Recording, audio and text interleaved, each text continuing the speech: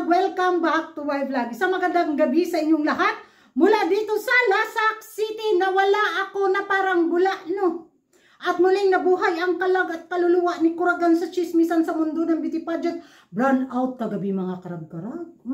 Tapos ang lakas pa ng ulan, nakakatakot ang ulan kagabi. Ning hadyong murag bagyo, magyutuoy. Grabe, nakatulog ako ng alas 7 ng gabi. Nagising ako, buti yung kandila dito sa lamisa mga karag-karag. Hindi tumalunto si karag-karag, itong alaga ko ba.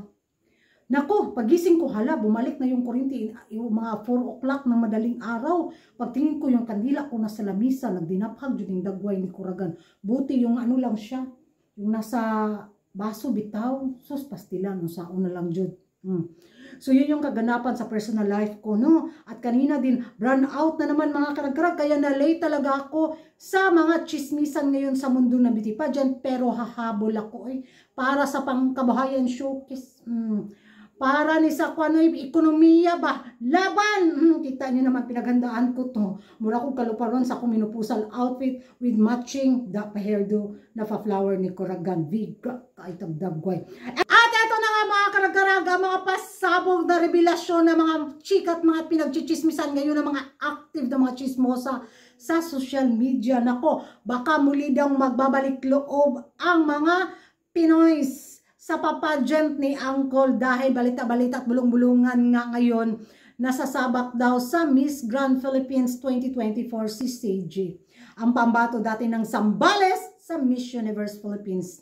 Anong year ngayon si CJ? Nakalimutan ko. Todo support din kaya ako kay CJ, no? Lalo na yung sa kanyang Your Story bitaw na kung saan nag-goosebump talaga ako. Isa siya sa may pinakamagandang Your Story, Her Story ba yun sa Miss Universe Philippines na.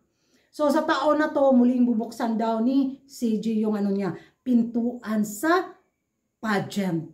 At isa nga sa pinunterya ay ang Miss Grand Philippines 2024. Nako, magiging reaction ko mga karag-karag, ay laban Zambales! Oh, ganon, laban CJ. Full support si Kuragan dyan. Kung sasabak si CJ. Nako, ambot lang. Yung pang Miss Grand kayong rampa ni CJ Bapak. Huwag tayong umasa sa corona ha.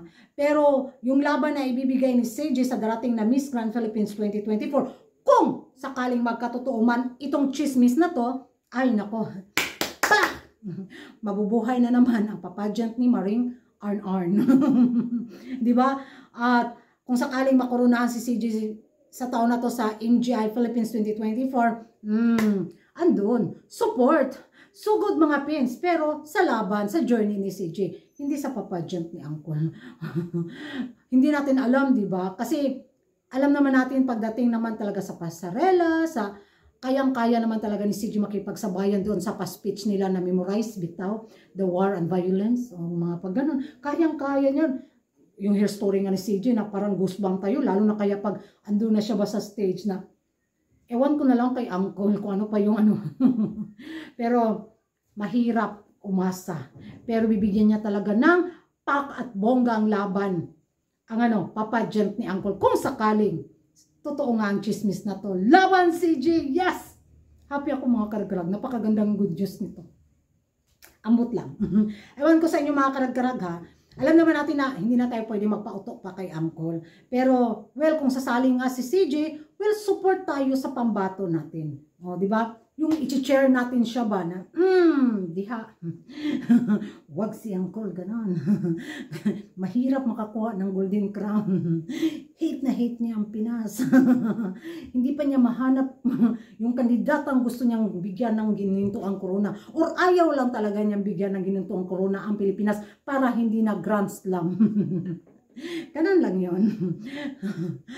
Hay, hamot lang mga karag-karag. Ano yung magiging reaction nyo? Magbabalik loob ba kayo kung sakaling manalo itong si CJ sa darating na Miss Grand Philippines 2024? Kung sakaling magkatotoo ang chismis na to? Mag-ingay tayo sa comment section. At kung hindi ka pa nakapag-subscribe sa YouTube channel ko, don't forget to like and subscribe. Kuragan Karag, ang babaeng lagi na karag-karag. And see you in my next vlog. Bye-bye!